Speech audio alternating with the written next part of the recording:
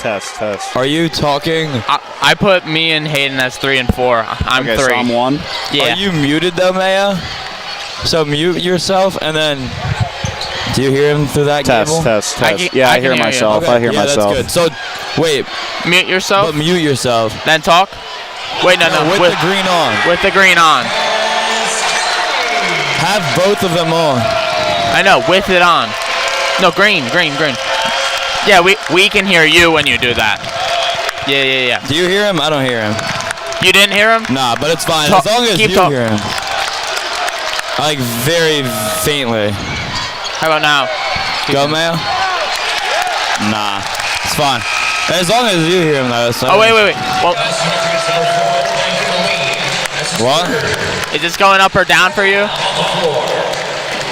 That, yeah. Like, he's not saying it. Talk. Nah, I don't hear him. All right. I can hear him. Yeah, okay. So, yeah, if you talk, Mayo, during the broadcast, have both of them on. That's how you talk to us, and no one can.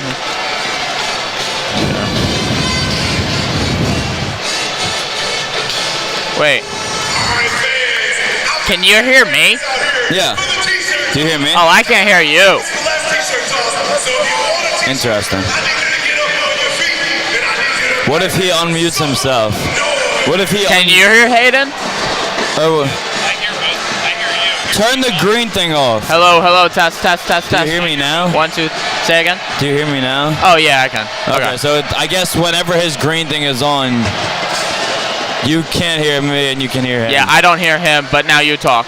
But now when I start talking again. Yeah. Then, okay. So it mutes you and put you on. So.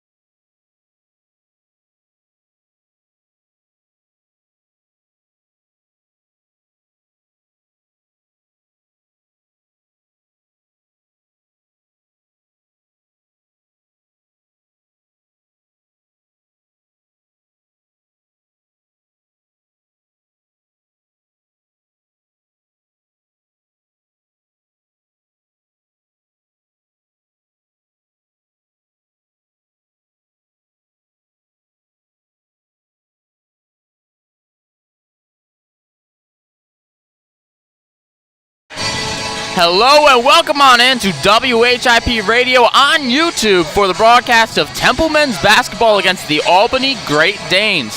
This game coming to you live from Brooklyn, New York at the Barclays Center. Usually the home of the Brooklyn Nets, tonight the home of the NABC Brooklyn Showcase. I'm Jake Gable alongside Hayden Mandel and our producer Andrew Mayo.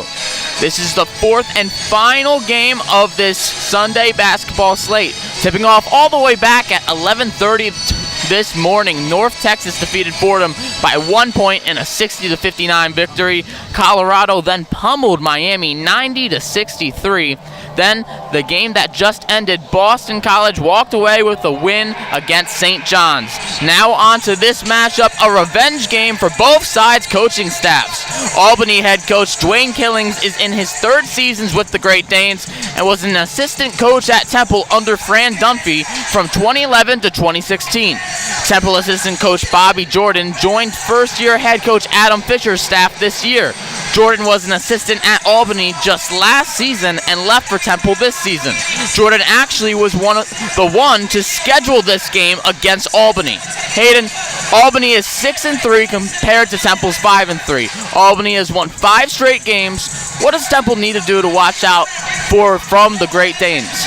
I think the one thing that they're going to have to watch out for from Albany is Jonathan Beagle.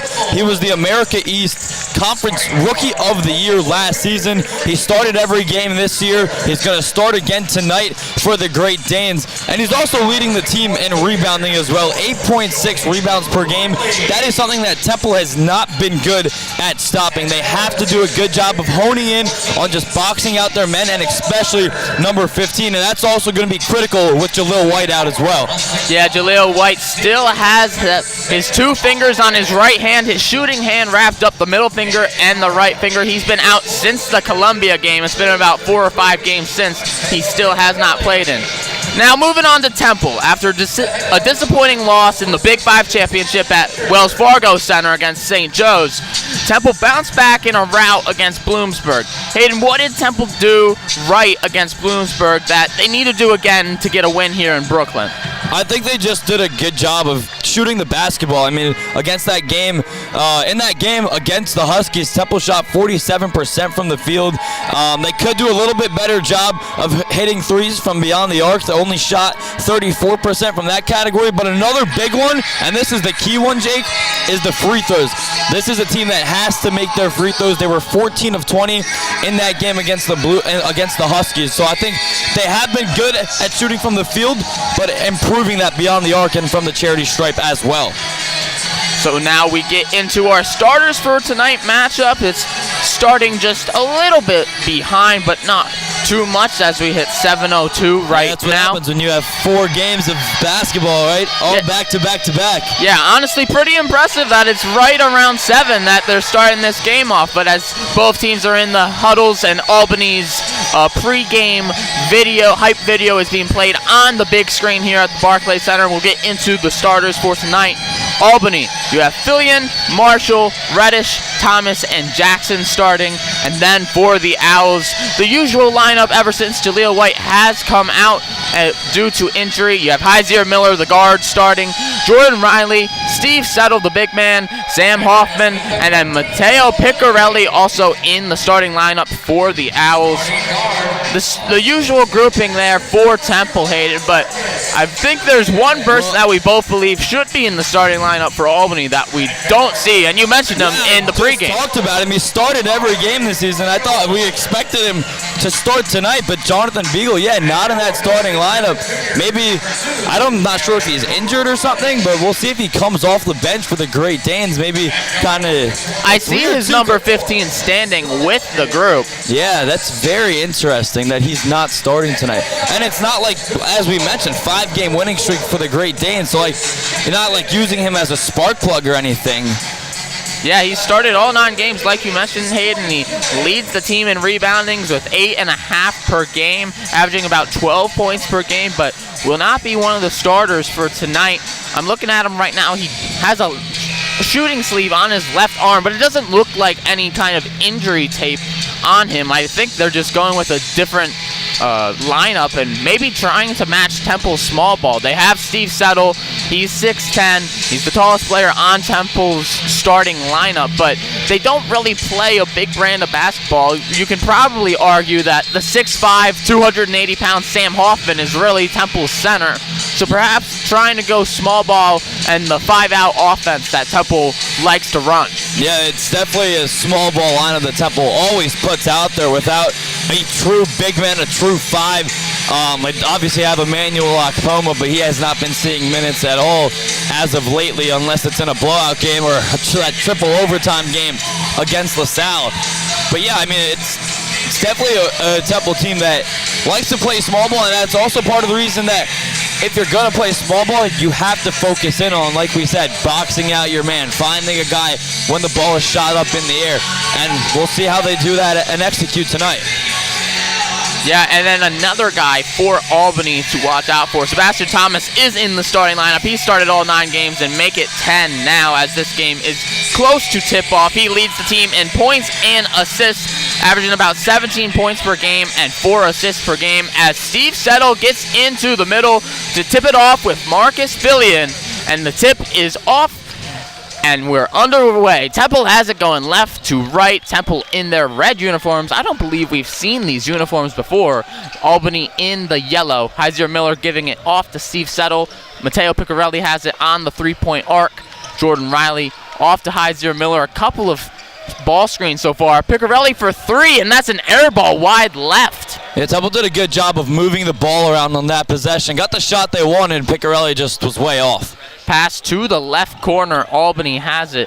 Pass over. That's tipped away by Steve Settle, but it's going to be grabbed by Aaron Reddish. Steve Settle's been doing a really good job as of late. We saw it in the Bloomsburg game of just getting his hands on the ball. And the first basket of the night comes from Amari Marshall, getting that tough layup to go, using his body through contact. Yeah, you said it. Just went right up and in through the contact.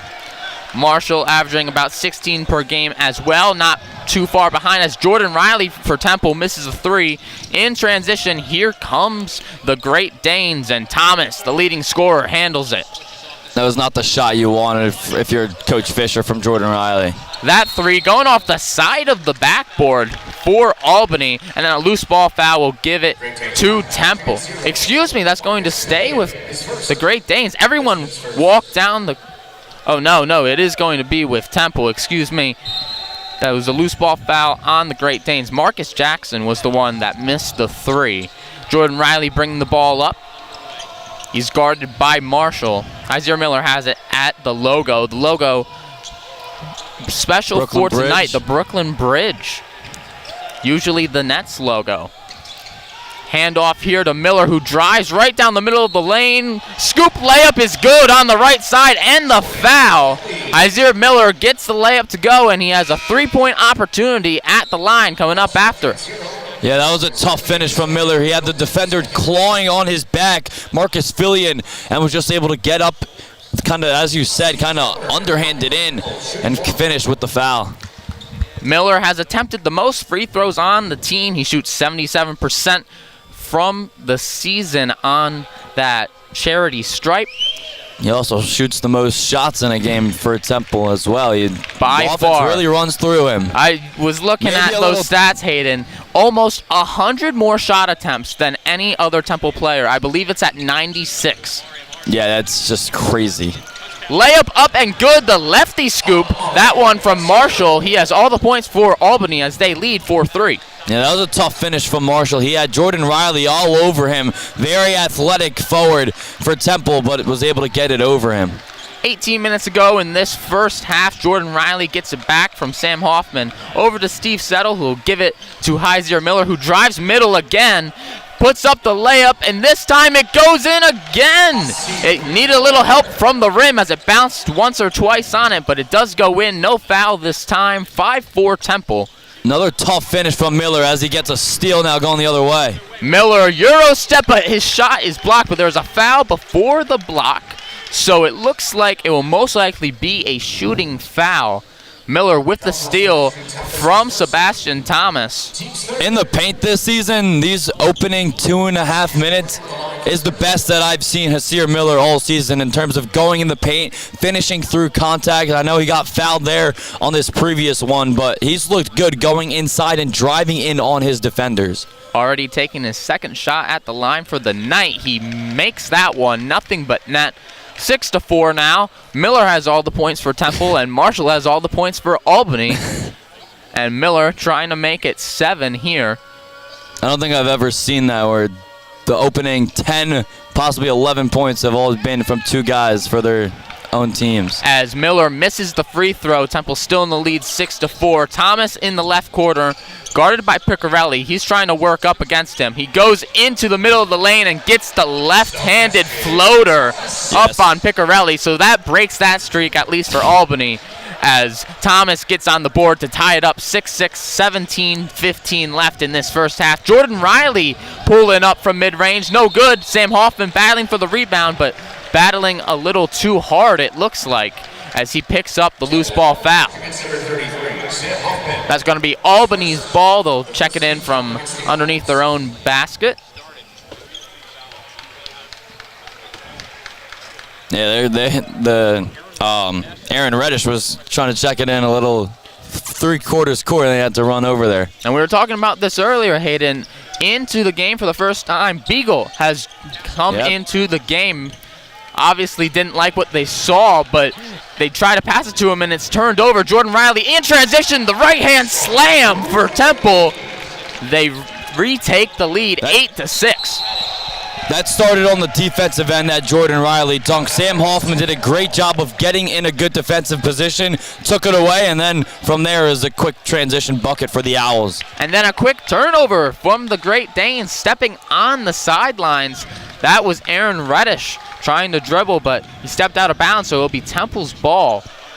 8-6 still. Temple hasn't taken anyone off their bench yet. So far, Beagle's the only one to come in as a sub. Jordan Riley's driving all the way. He gets fouled on the layup attempt, sent hard to the floor. He'll get 2 shots at the line now. Yeah, Temple's doing a good job of attacking these Albany defenders, just going in, driving in, getting fouled, and it's paid off thus far as Zion Stanford is going to check in too.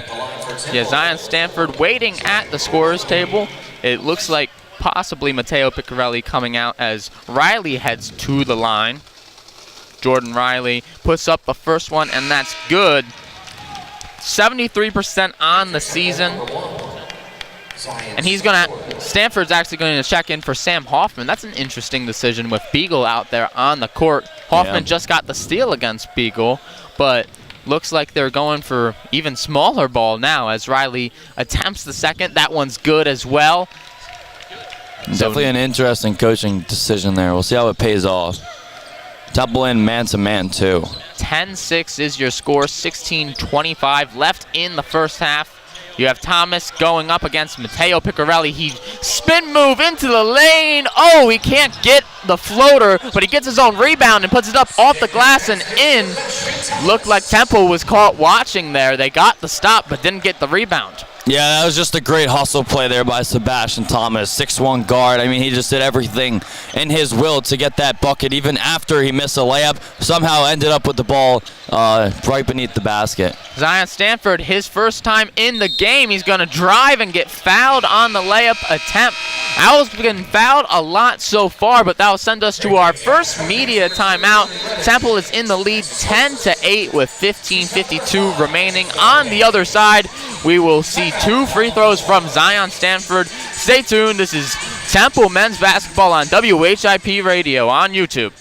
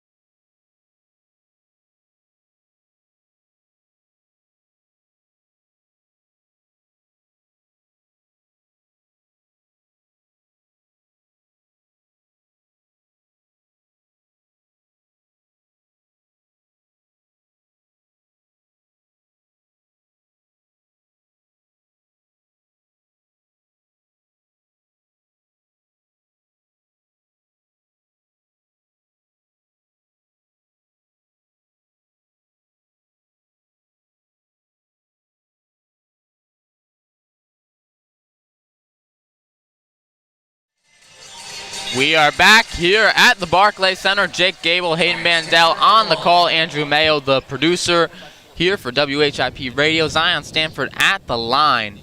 Fouled right before this. He misses his first free throw. Temple currently up 10-8 against Albany here at the NABC Showcase. Stanford came off the bench and got fouled immediately. Second of 2 free throws, also a miss, but he gets his own rebound. Yeah, Zion's been practicing those free throws a lot. After their win against Bloomsburg on Wednesday night, after the game, he was putting up free throw shots with his high school coach. So he's definitely been trying to work on that, but 0 for 2 just then. And another unfortunate circumstance, he slips on the court and ends up traveling. Looked like potentially scary for a second because he fell down a little awkwardly, but he's all right as he stays in. But into the game for the first time for Temple, Quante Berry's going to come in and give Hyzier Miller a rest. Yeah, Sear Miller hasn't really been resting at all. He did get a lot against Bloomsburg, but usually he's been playing almost 40 minutes every night.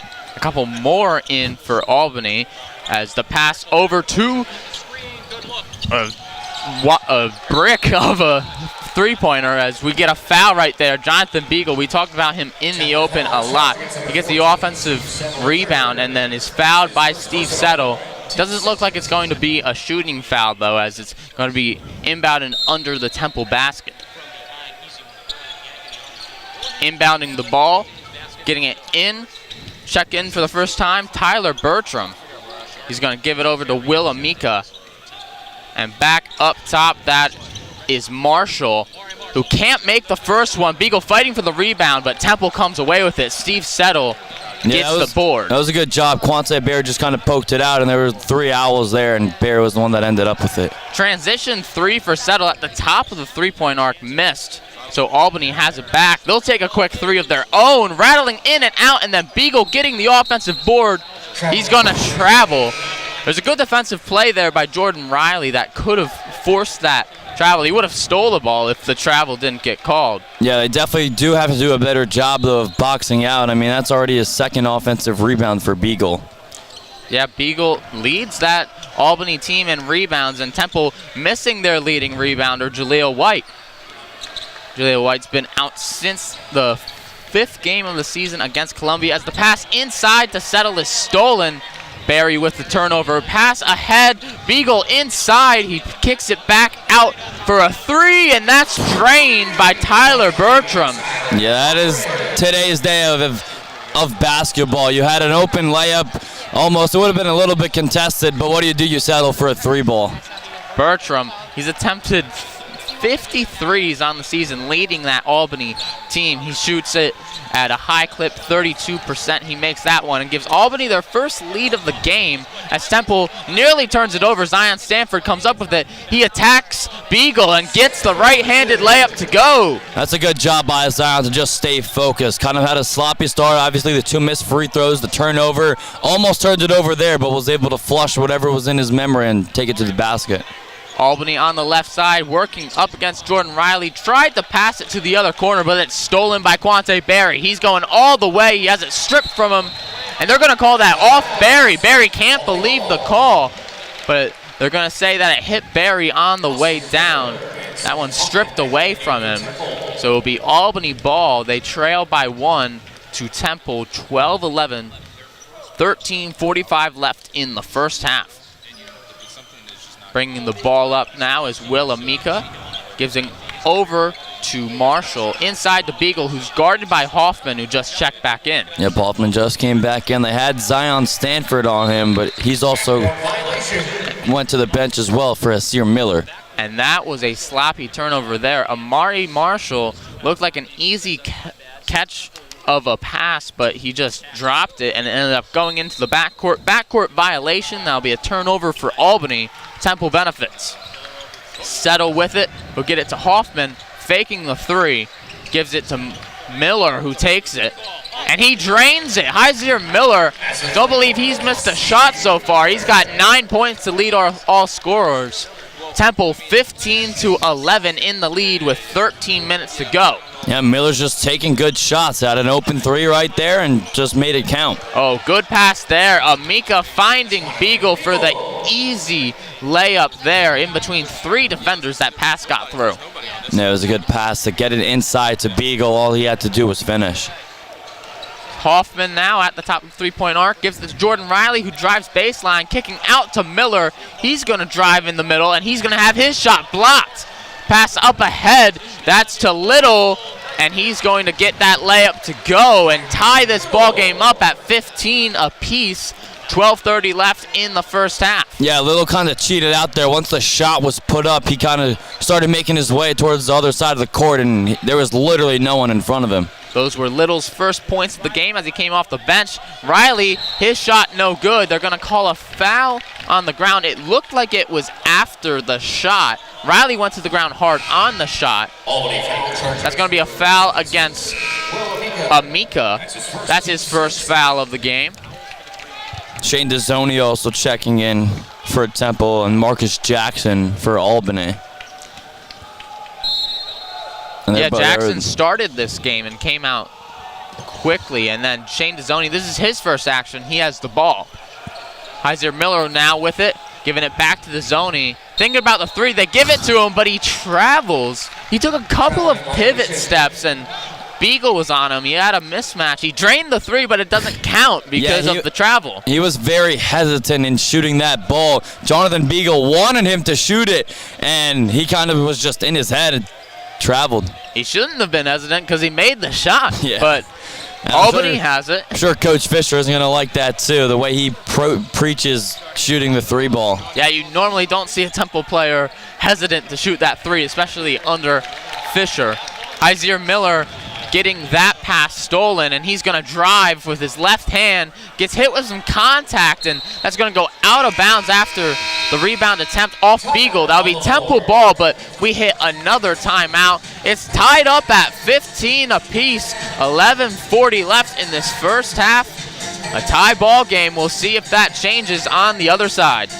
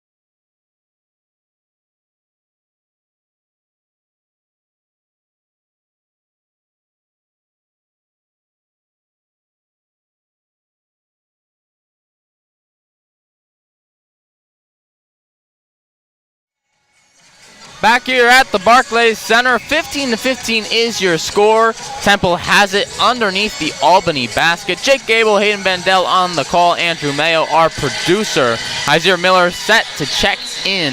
11:40 left in this first half of play. He gets it into Hoffman, who's guarded by the much smaller defender of Bertram. He passes off to Miller. Gives it back to Hoffman, who's taking a three, and that one no good, but Dejoney gets the offensive rebound. Inside to Zion Stanford. Hoffman's shot is blocked off the Zion Stanford pass. Yeah, that was a great block there from behind by Matulu, or excuse me, by Marcus Jackson coming in from behind. Jackson, much smaller than Hoffman, the 6'2 guard, getting that block. Yeah, and Hoffman's now guarding Beagle, so that's an interesting matchup as Beagle's now calling for it right now. Shane Dejoney helps Hoffman. It's inside the Beagle. He kicks out. That's to Bertram. He takes the three at the end of the shot clock. Does hit the rim. Fighting for the rebound. It's going to go off of Albany. It looked like it went off of Little, so that will be Temple ball. Yeah, that was great help defense from Shane Dejoney because Hoffman was beat. The pass was over him, and all he had to do was go up and under, but right there was Shane Dejoney in presence. So it looks like Matteo Piccarelli going to check back into this game, joined by Heiser Miller, Sam Hoffman, Jordan Riley, and Zion Stanford. Steve Settle, the only starter not out there, replaced by Stanford, as Jordan Riley takes the mid-range pull-up, no good from the free throw line. Rebounded by Sebastian Thomas. Yeah, Riley's been liking shooting that mid-range jumper as of lately. He made a lot of those against St. Joe's in the loss at Wells Fargo, as a turnover there from Beagle. Sam Hoffman's been playing great defense on him as Riley tries to go up with it, but he travels. Some sloppy play ever since we came back from the under 12 timeout. It's now 10-18. No points have been scored in that time period, and there haven't been a lot of three-pointers attempted as well. Hoffman just took one, but that was just Temple's fifth of the game. You normally see a lot more. Yeah, when Temple has 16 shots and 5 of them are beyond the arc, it's definitely something very interesting to see, especially from a team led by Adam Fisher. Little missing the three. Beagle getting the offensive rebound. He's dominated that category so far. Out to Thomas, and he's going to pass over to the other corner. Another three from Marshall. That airballs, and Temple gets the rebound. Miller with it. Yeah, Thomas brought the entire Temple defense in and left Marshall open, just unable to hit. Wide open, Stanford passes up on the mid-range shot. Instead, going into the paint and getting fouled on a hook shot. And that will send Zion Stanford back to the line. Foul on Marshall, his second of the game. Yeah, we'll see how Zion reacts after missing his first 2 free throws from the line. Let's see if he can kind of kill that out of his head. Like we saw earlier, when he almost turned the ball over, he settled things down, drove to the basket, and was able to put 2 points up. Stanford not the best free throw shooter, but not the worst either, shooting 69% on the season. And he makes that one nothing but net. You did mention, Hayden, that he missed his first 2, but looks like he shook that off pretty quickly. Marshall checking out for Albany. He picked up his second foul, and that sent Stanford to the line, so he's going to be replaced by Little, who actually just came out of the game and is right back in there.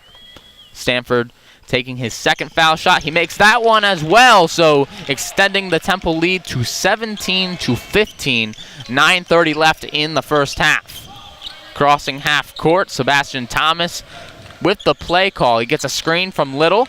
He's going to drive left, put up a wild shot, but get it to go. He leaned way back for that layup, Hayden. Yeah, and Temple looks like they've maybe have dropped into a 2-3 zone. They started the game out in man, but Jonathan Beagle was dominating the offensive area. Wonder if that was the reason why. Jordan Riley, stuck in no man's land, gets the pass out to Stanford. Has it poked away, but he regains it. Goes back into the paint and ends up spin moving his way right to the rim for a layup. Yeah, that's a tough move by Zion Stanford, and we've seen it game in and game out. Beagle, Euro step, up and under layup. Wow, the big man showing off some moves. He ties this game right back up, 19 apiece. Yeah, Miller working on the other side. He's going to try a similar move, but he gets fouled. A little bit of a dream shake right there. A lot of shots have been inside this paint so far, and Miller heading back to the line. Yeah, I wonder why Temple is driving in so often, and we know that this is a team that is harping on their three-point shooting to lead them to success, but it's been different tonight, and they're in the contest, 19-19.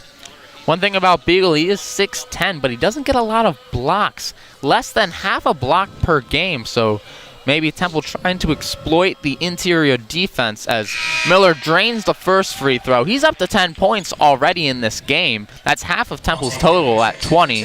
Quante Berry checks back into the game. Matteo Piccarelli coming out. We haven't heard much of Piccarelli at all in this game. Yeah, he started the game. He airballed that 3, and then ever since then, he hasn't taken a single shot.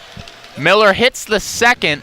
He's hit 2 of 3 free throws tonight. 4 of 5 free throws tonight. And now 21-19, Temple leads. 8:30 to go. 3 from the corner. That one from Thomas, no good. Temple regains it. Not a good shot there from Albany. Just hand in the face. Quante Berry was right where Sebastian Thomas was. Miller, mid-range is good. Heiser Miller's on fire right now. He has 13 points, 4 of 6 shooting. Has 4 free throws to go along with that as well. 23-19, 8 minutes to go. Yeah, Miller's looked good tonight. This might be his best first half of the season. This might be his best half of Yeah. first or second. And we have 8 minutes still left remaining as Little drives and has that one swatted away by Zion Stanford. That will send us to the under 8-minute media timeout. Temple is in the lead 23-19. Albany will get the ball back with 9 seconds remaining on the shot clock when we return.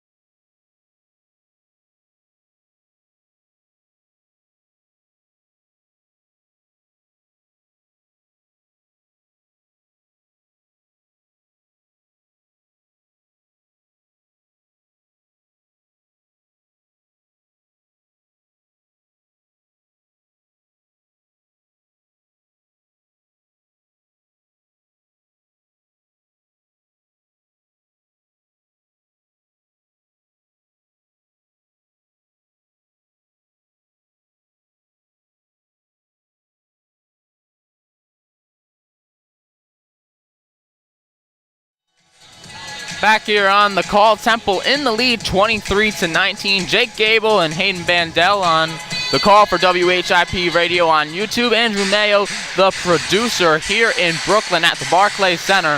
Heiser Miller already has 13 points. 13 of Temple's 23 points. He's only missed 2 shots. He's been on fire so far.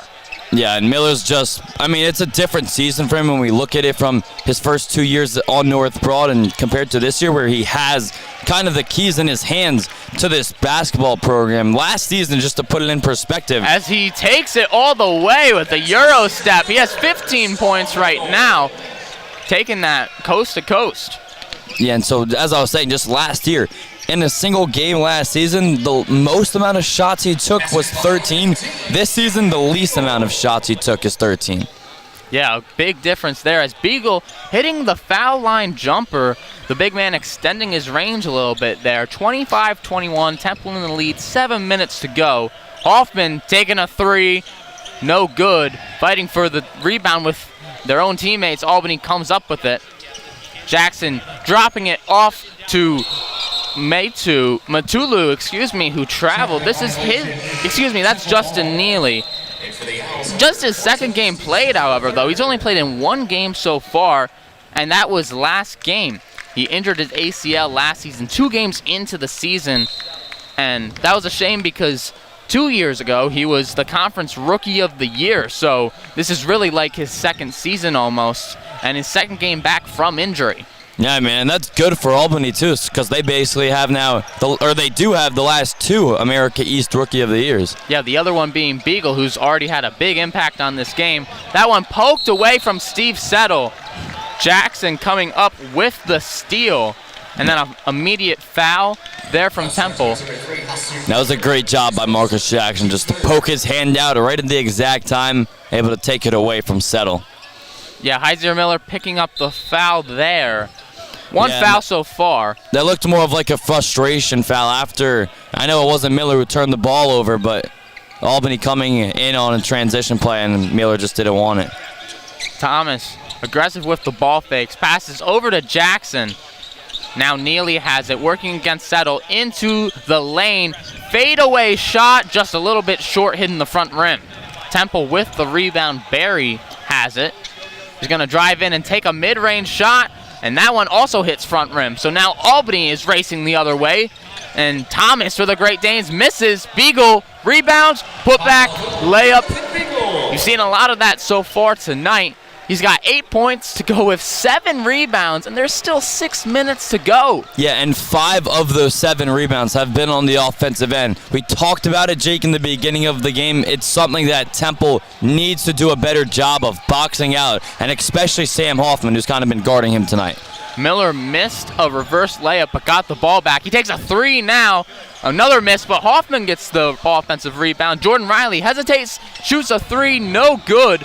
Lots of contact under the basket, nothing called. Quante Berry takes advantage and gets an easy layup off the 3rd offensive rebound of that possession. Yeah, Sam Hoffman looked like he fell to the floor. Thought a whistle was going to be called for something. Nothing happened, and Quante Berry just found the ball right under the basket. So Temple leading by 4, 27-23. 5 minutes to go in the first half. Neely spinning on Miller.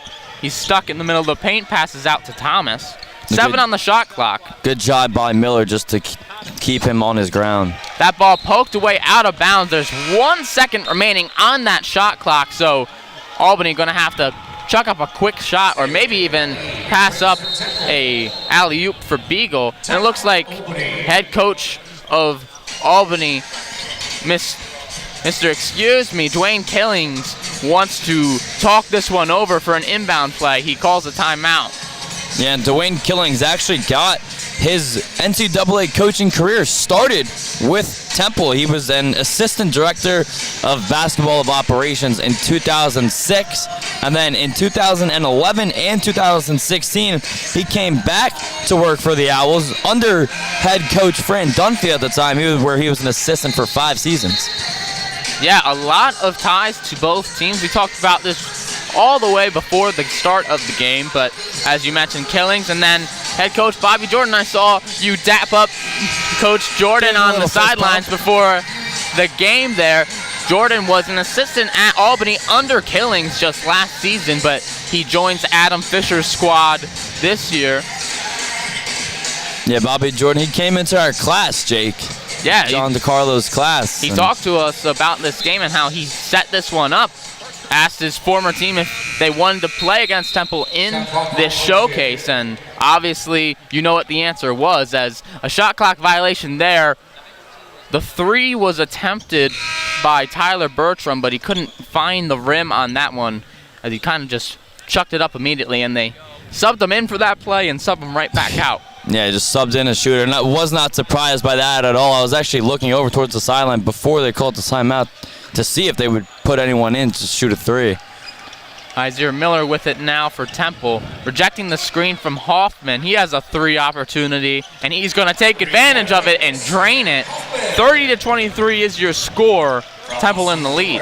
Yeah, the largest lead of the night for the Owls at 7. Forces Albany turn the ball over, But I think, where does Temple go with this lead now? Can they keep the pace going and kind of run Albany out the gym, or do they let them stay close? Yeah, with that turnover, 4:30 left in the game, Temple has it. Inbounding to Miller. Over to Settle on the left side. Has it poked away, but he gets it back. Hoffman to Miller. Faked a deep three. Now takes a shorter three, but can't get it to go. Smallest guy on the court got the rebound for Albany and Marcus Jackson. Thomas gonna shoot that one, but no good. Hoffman with the rebound for Temple, but that's stolen away almost as it goes out of bounds. Looked like Albany had possession of it, but Little and Thomas, both Great Danes, collided and ended up pushing the ball out of bounds. Yeah, it was good. It was a bad pass there to begin with for Temple, just trying, after they finally get a defensive rebound, for them to just bring it up the court. 30-23, 4 minutes remaining. Picarelli back in. Zion Stanford also just checked into the game as Sam Hoffman will head back to the bench. Miller with it, crossing half court. Giving it to Picarelli, who gives it back to Miller. Getting the screen from Settle, and that's going to be a moving one. Settle picks up the foul, and that will send us to another timeout. Temple in the lead, 30-23. We'll be right back.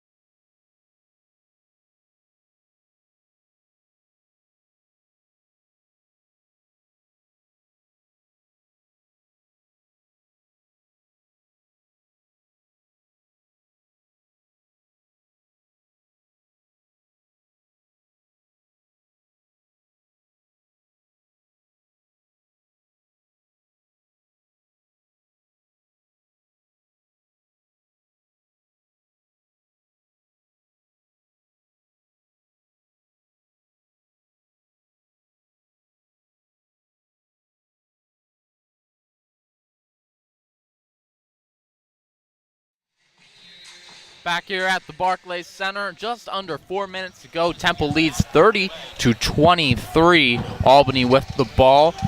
Little has it against Miller at the top of three-point arc. Gives it on over to Bertram. Now on the baseline, driving, no shot. It did go in, but Little got fouled prior to the shot. Looks like it's going to be on the floor. Yeah, Sam Hoffman just got beat there defensively and just had to foul Little in order to make sure that he didn't get an open lane to the basket. Fisher very upset with that call. He's still talking with the referees. And there was a whistle. It looks like a timeout. I was watching that closely because it could have been a technical. He was right in the ear of the official. I think they're going to review this is what is going to happen. Now, the call was against Hoffman, who does have 2 fouls already. Yeah, and that's big because if Sam Hoffman picks up a third, well, this would be his second foul. Okay. So it's marked as a foul currently, but this could bring him back down to 1. But it is important because of the game that Jonathan Beagle has had so far. He's given Temple a lot of trouble. I mean, looking at his stats, he's got 8 points and 7 rebounds. 5 of those rebounds offensive. He's 4 for 6 from the field, missing only 2 shots. Yeah, and it doesn't look like the call's going to get overturned because Hoffman's still on the bench, and now the officials are talking to Adam Fisher, and he still looks unhappy. Out of all players, Hoffman leads in plus-minus. He's got a +9 on the night so far. Temple's lead currently at 7, so he's had a big impact on this game, especially defending against Beagle, who surprisingly isn't out there. So inbounding is Thomas, trying to find Bertram, and like clockwork, Beagle heads to the scorer's table to check in. Bertram driving, passes inside, and that one's good. Poked away, Temple steals it. That one's stolen away from Newton, who checked in for the game for the first time. Yeah, and it was Jordan Riley that took it away, just really showing off his athleticism there, just diving for the ball on the floor to pick it up. So here's Heiser Miller with it. He's working up against Newton. Piccarelli fakes the 3. Gonna give it back to Miller at the logo. 8 seconds on the shot clock. He's gonna take a top of the key 3 and drain it. Heiser Miller's got 18 points, and we're not done with this first half. 3 minutes to go. Temple now leads by 10, their largest lead of the game, 33-23. Driving inside, Little, no good. Rebounded by Newton, who gets the hook shot in. His first points of the night. Another offensive rebound for the Great Danes. That is killing Temple, and it's honestly letting Albany stay in this game for the moment. Yeah, Albany has 8 offensive rebounds already in this game, as Quante Berry gets to the rim and puts it in to make the lead again 10, as Albany nearly turns it over. Great effort there from Bertram to save it. They get it back to him. Looks like Temple's in a zone right now. No, I think they're still in man. You have Jordan Riley following around Namir Little. As the pass goes inside to the baseline, trapped by 2 defenders. Newton, he loses the ball, but his teammate Jackson picks it up and puts it in. Yeah, that was a bailout bucket there. The ball was loose, 1 second on the shot clock, and it just rolled right to Jackson. Jackson, a very interesting study because he's only 6'2", and he's a guard, but he shoots 74% from the field as Jordan Riley gets fouled on the layup attempt. He goes down hard, but he's going to pick up 2 free throws at the line. And Matteo Piccarelli running over to assistant and head coach Bobby Jordan and Adam Fisher, having a conversation with Bobby Jordan. I don't think he was in the right spot on that offensive possession. So Riley back to the line. He made both of his earlier free throws in this game. He's 2 for 2. He's got 4 points total, 2 rebounds, 1 assist. Temple has been good tonight from the line. They had Zion miss a pair early on and a missed free throw as well from Heiser Miller. But Riley makes that one to make it 3 for 3 from the charity stripe. 36-27, Temple in the lead. 1:39 remaining. Riley putting up his second of 2 and drains that as well. Make it a 10-point game yet again. They've been seesawing from that 10 to 8 range the past 2-3 minutes. Albany trying to change that heading into halftime. Thomas, their leading scorer on the season, has it currently. He's been quiet so far, but gets fouled on the shot attempt there, and he'll go to the line. Yeah, that foul was on Zion Stanford, and couldn't really do anything there. Kind of just threw his arms up in frustration after the whistle was blown to the official. But it's a good move there from Thomas, who just kind of spun around, did a spin move, and did a fadeaway. So Thomas, the lefty, makes the first free throw. He leads the team in free throw percentage at 79%. Transferred from the University of Rhode Island. This is his first year at Albany. And he's fit really well into Dwayne Killings' system, and that's why he's leading the team in points per game. He drains the second, and now Quante Berry brings it up for the Owls. The free throw disparity, however, is pretty daunting. That was the first 2 free throws of the night for the Danes, as Temple's had 13. Heiser Miller looking for a foul there, but doesn't get the layup to go. Pass up to Thomas, who's doubled by Piccarelli, and Miller ends up losing it on his own. Miller driving the other way. He's going to go into the body of Little. Nothing called. Going to go off of Little, and will be Temple ball. Yeah, that turnover was just Sebastian Thomas trying to do too much, tried to dribble out of trouble. There was 3 Owls that won him and wasn't going to go anywhere with that. So Barry inbounding under the basket into Stanford. 23 seconds left on the shot clock. 53 left in the first half. Stanford stripped away, keeps the dribble, however. Trying to work inside, can't get the layup to go off the left block. See if Albany wants to do a quick 2-for-1 here, but I think they're just going to settle for one. About a 9-second difference shot clock to game clock. Yeah, 34 seconds left. Excuse me, maybe a little more, about 12 or 11.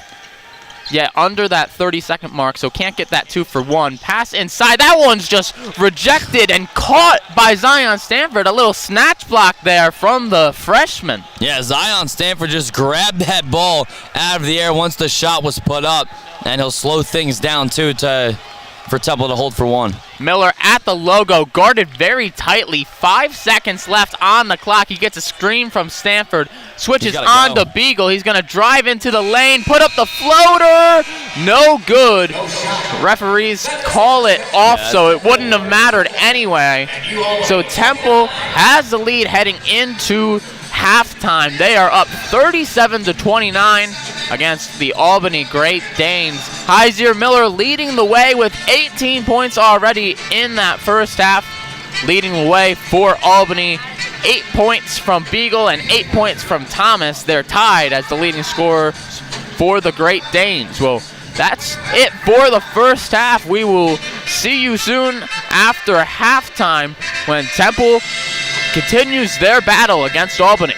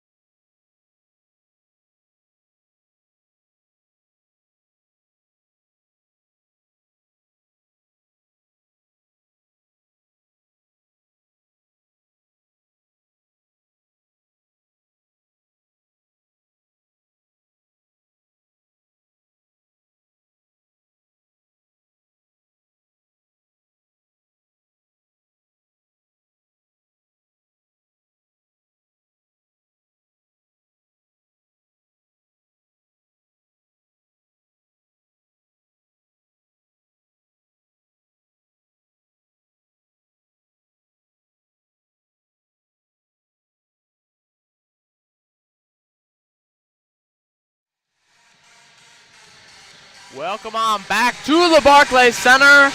Right out of halftime, Temple leading 37-29. Jake Gable, Hayden Bandel on the call, Andrew Mayo producing as we get the second half underway. Albany inbounding the ball. Thomas has it. He was one of their 2 leading scorers at 8. Beagle, the other one with 8 points for the Great Danes. They passed around. They're now going left to right as they switch hoops. Marshall has it up top. He was scoring early, but hasn't really heard from him since. Inside, here comes a layup on the baseline and the foul from Aaron Reddish. That was a great move by Reddish. He got Steve Settle to jump in on the pump fake, and then all he had to do was drive by, and then he finished through contact. Reddish not the best free throw shooter, 56%. The 6'7" forward, his first trip to the line. Just he a makes second it, though. tonight for Albany, too. Yeah, only 3 free throws attempted, including the one you just saw go in, or just heard go in. As Settle has it right now. He's backing up against Thomas, but he got stuck. Had to pass out. Piccarelli with it now. He had a quiet first half, no points. He's going to drive to the rim, but that'll go off the backboard a little too hard. Albany pushing the other way. Here's Marshall all the way to the rim, and that's swatted by Steve Settle. Oh, they're going to call it a goaltend. The Albany bench was asking for the call, and they received it. So Albany very quickly already cutting the game to a 37-34 lead. Temple was leading by as much as 10 at half, or before half. Steve Settle getting the pass from Piccarelli.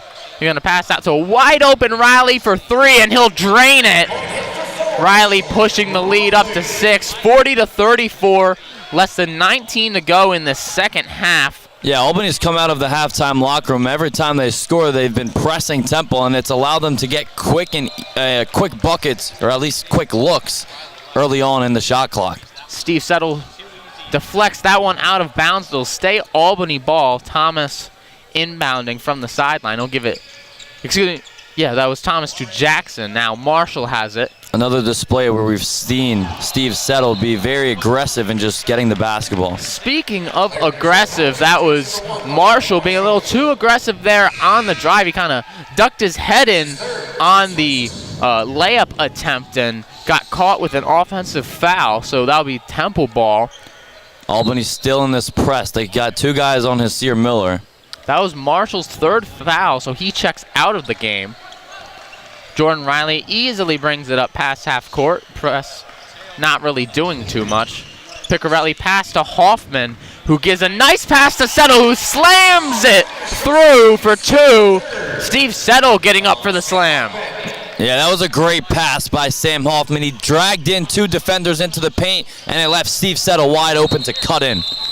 Ball on the ground, and they're going to call it a jump ball. The hustle paying off from Sam Hoffman. He's had a lot of hustle plays so far. Not too much showing up on the stat sheet, but he's been very key for this Temple team as they take possession from the jump ball. Yeah, that's the true Sam Hoffman that we've seen on very limited time on North Broad, but that's how he plays. Very aggressive, always jumping on the ball. Never really see it in the stat sheet, but he is always everywhere. The one thing you do see on the stat sheet, his +9 on the night in the plus-minus. That's tied for the highest with Hasir Miller, who has his shot blocked, but right there, Hoffman gets the offensive rebound and puts it in. 44-34. Temple leads by 10 yet again. Albany with it. Going to be a deep 3 from Reddish, and that's going to brick off the backboard, not touching the rim. Albany has it back. Beagle over to Jackson, who drives right baseline. Drives right through and gets it back to Beagle around the 3-point arc. He's now on the left baseline, driving in, kicking out. Good 4 seconds on the shot clock. Got to get it up, and they do. The layup right on time. That one from Aaron Reddish, and Steve Settle and Reddish kind of got mixed up there. It wasn't anything intentional. Their legs just got locked up as he was trailing, Reddish was, and ended up picking the ball right away from Temple. So the turnover gives Albany the ball. Yeah, that's bad communication. If you're on Temple, you got to talk. You got to see that Reddish is coming. As the 3 is drained by Thomas. Sebastian Thomas, the leading scorer on the season, for the Great Danes. Now has the most points for the Great Danes as well with 11. This game has been back and forth in this half. I mean, Temple has had the lead consistently, but up by 3, up by 10, then 5, now it's 7. Jordan Riley, mid-range jumper on the move is good. And here comes Thomas. Oh, he makes the layup, but they're going to call it on the ground. I think he has an argument for that being a continuation, but they call it on the ground. That foul going against Matteo Piccarelli. Yeah, Piccarelli like hugged him. So he knew that he wasn't going to be able to go up and block the shot, or what would have been a layup as he heads to the bench. So he kind of just hugged Thomas, and to prevent it from being shooting 2. Piccarelli gets checked out of the game along with Steve Settle. So Zion Stanford coming in along with Quante Berry. The other 3 Owls are Riley, Hoffman, and Miller. Those 3 are starters as well, as Thomas gets to the rim against Berry and puts it in for the layup. He's up to 13 points, and now it's a 5-point game, 46-41. 16 and a half to go. Yeah, a lot of elbow use there from Sebastian Thomas. Honestly, would not have been surprised if there was an offensive foul called there. Riley going on the offensive there, though, with the scoop layup, getting it to go. All of a sudden, Jordan Riley's joined Hyzier Miller as the only 2 Owls in double figures. He's got 13 points. Yeah, last game, Temple had 6 different guys in double figures against Bloomsburg. 3 from the corner, no good from Reddish. Quante Berry tiptoeing his way, got the rebound and stayed in bounds, giving it off to Hyzier Miller. Miller at the 3-point line, gets a screen from Hoffman. He's going to drive in. Ooh, what a spin move, but can't make the fadeaway shot. Yeah, I think that's Hyzier kind of doing too much there. Spinning away, fading, that's just not his game. So Thomas with it up top, trailing by 7. Good offense from both sides so far to start the half. Thomas gets all the way to the rim but can't finish the lefty layup. The left-handed player couldn't get it. Zion Stanford with it. He's going to get all the way to the rim and just put it right in, bullying his defender, Nair Little, making Little feel little. Yeah, that was a great job by Stanford, just posting his way through the entire paint, and all he had to do was put his right hand up. Pass inside, Beagle went up with it, but Zion Stanford thought he got a block, but he got a little bit of Beagle's head as well. So that'll send us to our first timeout of the second half. Temple is in the lead 50-41. Beagle awaits to shoot 2 free throws, but that will come after this timeout break.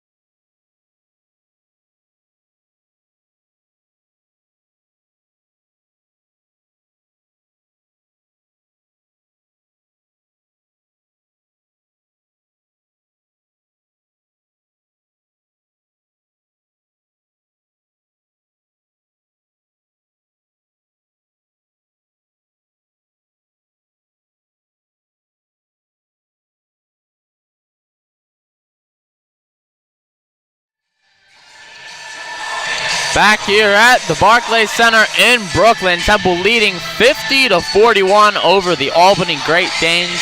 The fourth and final game here played at the Barclays Center.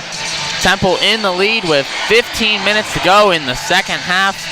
Hayden, so far there's been a lot of inside scoring for Temple, and same can be said about Albany. They've been dominating the offensive glass, and that's been led by Jonathan Beagle, who's already in double figures for rebounds with 10.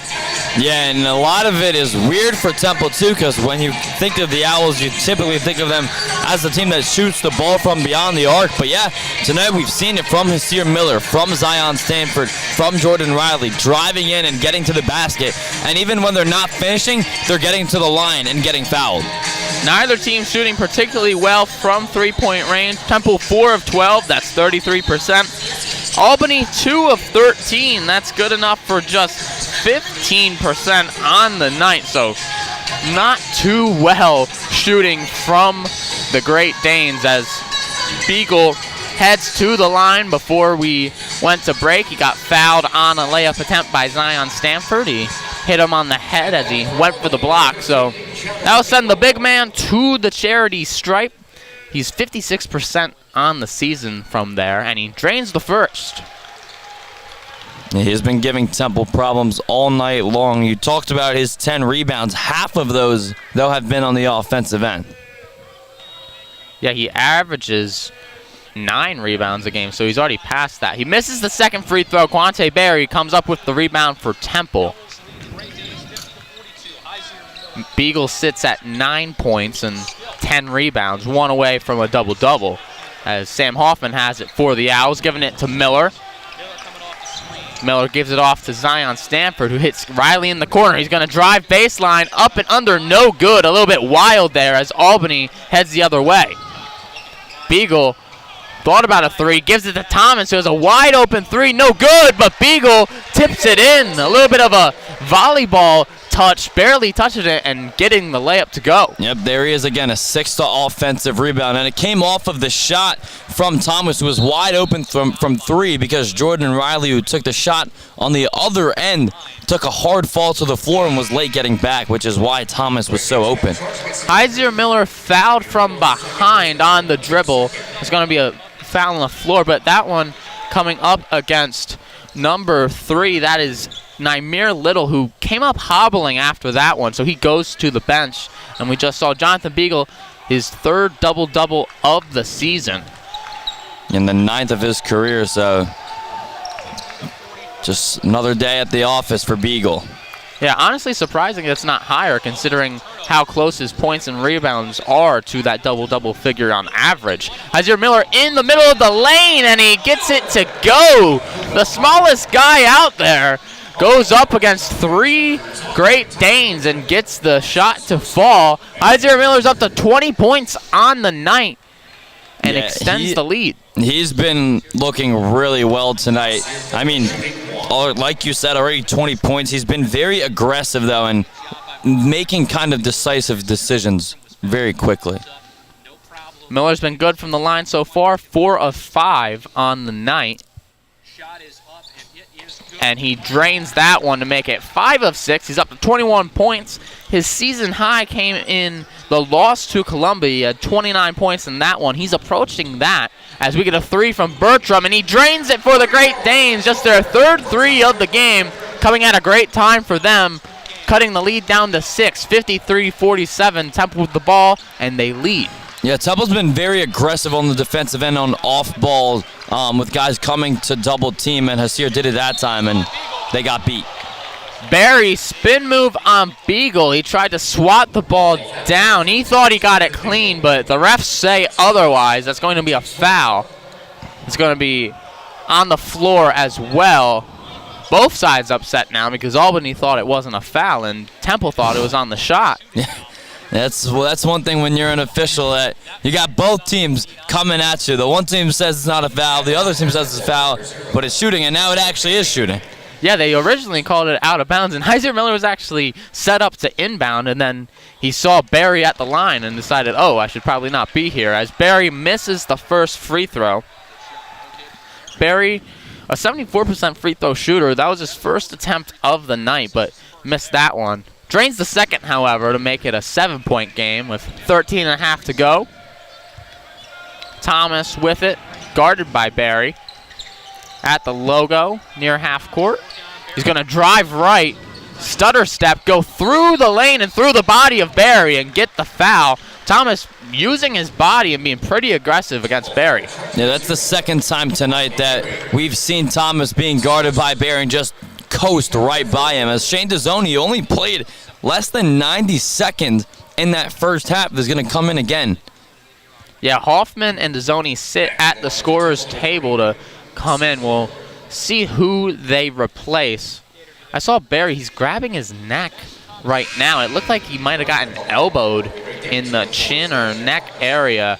He's going to be one to come out, and Steve Settle is also going to come out as Hoffman and Dezzoni replace.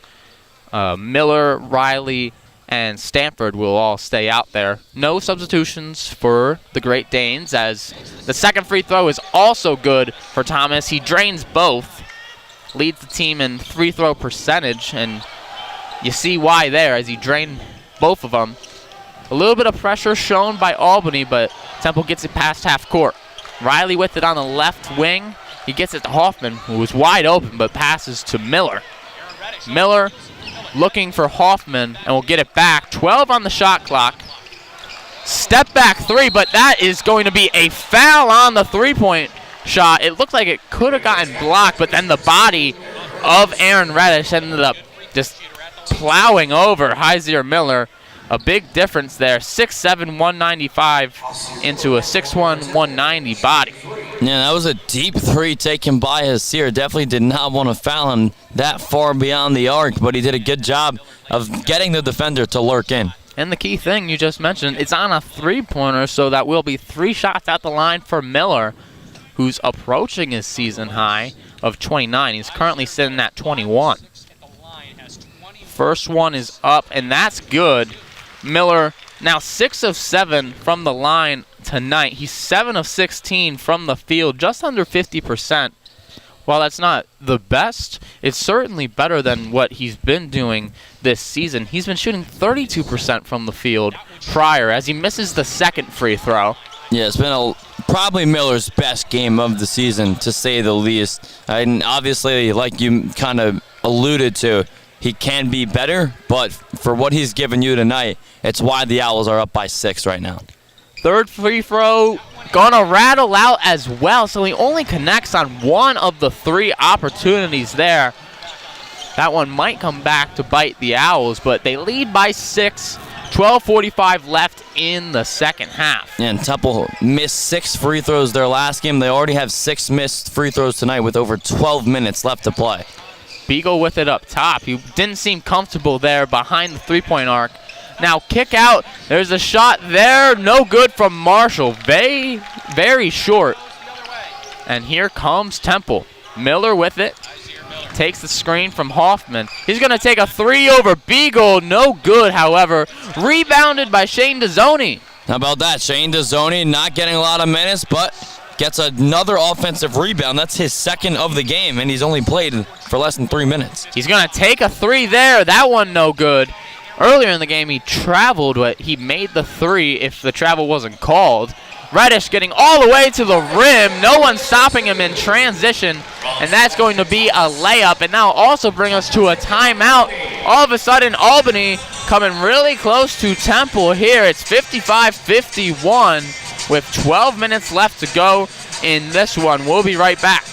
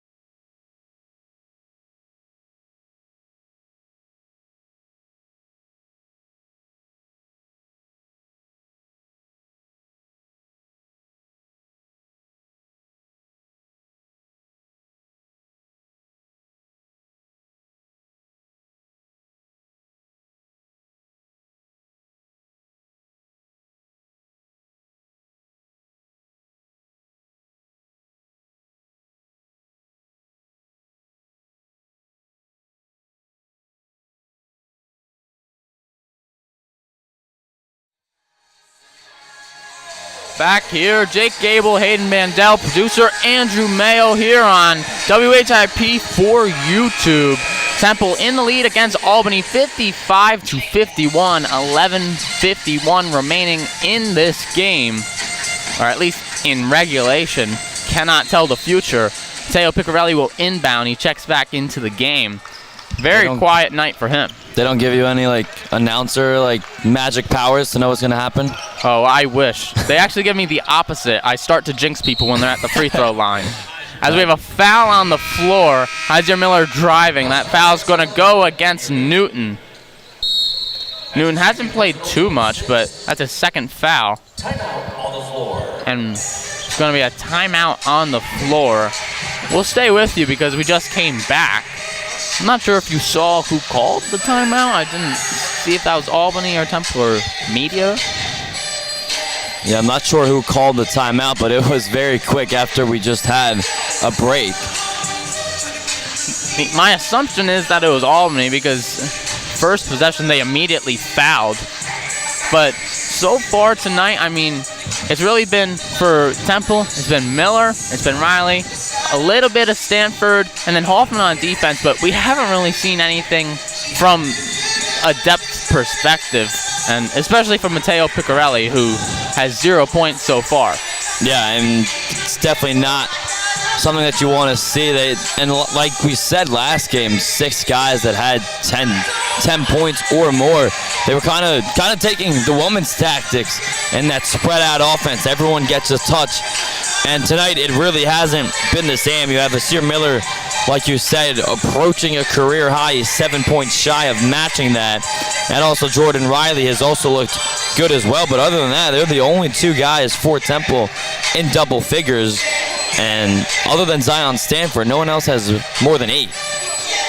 Yeah, and then on the other side, slowly and quietly, but Sebastian Thomas, he leads the team in scoring. He has 15 points to lead all Great Danes. And then we've talked about him a lot so far. He's not on the court right now, or wasn't on the court for that last possession, but Jonathan Beagle is in at 11 points and 12 rebounds. And what is it, half of them coming on the offensive glass? He's been a nightmare for Temple in that department. Yeah, and he also wasn't on the court to start the game. That was the first time this season. So maybe you wonder if Coach Killings kind of wanted to light a fire under Beagle, and maybe that's the reason that he has his 3rd double-double of the year. Yeah, but he was quick to change that too. Well, unless that was what you are guessing there and light a fire, because he checked him in pretty quickly into the game. It was like a minute and a half, and he was in there off the bench. But Temple has it underneath the Albany basket. 20 seconds on the shot clock. 11:39 left on the game clock. Heiser Miller trying to check it in over Newton. Throw it up for Hoffman, who does get it, fighting with it with Bertram, but he's got a much bigger body there. Yeah, Albany was all over that play. Just Temple's trying to inbound it. Jordan Riley pass to Stanford, who drives baseline but loses it. Thomas pickpocketing him from behind. Yeah, good defensive awareness there from Thomas, who just poked it out from behind. Marshall over to Thomas at the logo, guarded by Stanford. 15 on the shot clock. Getting a screen from Newton. He doesn't take it. Passes to the corner. There's Marshall, who drives baseline but ends up losing it. Heiser Miller poking that one loose, and he has it himself. Passing into Stanford on the much smaller Bertram. Stanford trying to use it to his advantage, and he gets fouled. Layup no good, but he will go to the line. See it again. Zion Stanford using his body, posting up into the paint, and drawing the foul yet again. Yes, Stanford, he's a guard, but he is 6'5" and almost 200 pounds. He likes to do that post up a lot. He's really one of the only players on the team that posts up. Yeah, and he does it at an efficient rate too, either finishing or going off of it with a spin move or just drawing a foul like he did here. Stanford makes the free throw. He missed his first 2, but then made his second 2. And now with that third make, he's 3 for 5 on the night. He's got 9 points, approaching that double-figure mark. And Jonathan Beagle getting a short rest there. He's back into the game. Stanford staring down that rim, taking a long time, but it works as he drains the free throw. He's up to 10 points and makes it a 6-point lead for Temple, who's in the bonus, by the way. 57-51 is your score, 10:45 remaining. Temple, crazy free throw differential, 15 of 21 from the line, compared to Albany, who has 7 free throw attempts. They've made 6 of them. Yeah, Temple's done a good job of just being locked down on defense to prevent Albany from getting to the line so many times, and that's why they've taken 3 times as many shots from the charity stripe. Thomas with it at the logo, guarded by Miller. They did this last time too, and last time they did it with Quante Berry, though. Now Marshall driving in. He's guarded by Riley, who defends the layup well and will be no good. Temple coming down with it. Miller has it. He's guarded by Beagle. He's going to drive baseline. He's trapped by 2. Tried to pass out, but Beagle just way taller than him. 9 inches on him. Gets the steal. Alley-oop up to Beagle. He comes back down with it and puts it back up on the glass. The bank layup good. 57-53. Albany trails by 4. Under 10 minutes in this one. Miller off to Jordan Riley. Had to run over to catch that ball, but he got it. He's posting up this time against Bertram. Last time Stanford was against him. But he gives it to Hoffman, who drives on Beagle. Fighting for the rebound. He gets it. Piccarelli for 3. That one no good. Stanford, he just grabbed that one over top the head of Thomas and puts it in. The layup from Stanford off of an aggressive offensive rebound. Yeah, that was a great job by Zion Stanford to get his arms over the head of Thomas without fouling, too. He did a good job of not causing an over-the-back foul. Fighting for the rebound. Temple has it. Thomas thought he poked it off of Stanford, but they're going to call it off of Thomas, so that'll be Temple ball. Yeah, I think Zion might have thrown it off of Thomas. Couldn't tell from our angle here. Yeah, facing the other side of the court, their backs turned to us, but the refs deem it Temple ball, so that it will be. Miller passes half court with it.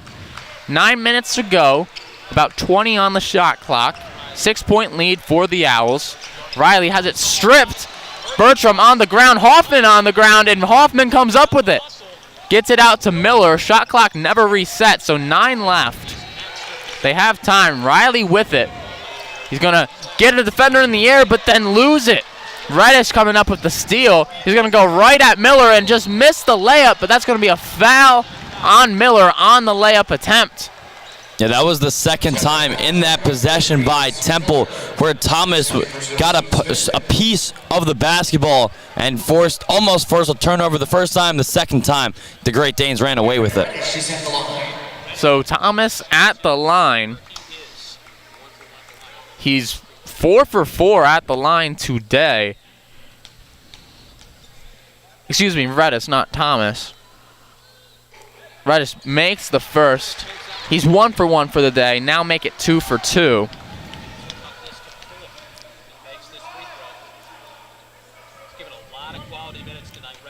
Reddish, a 56% free throw shooter. He's made both of his free throws so far, trying to make it 3 for 3, and he does. So now it's a 4-point game again.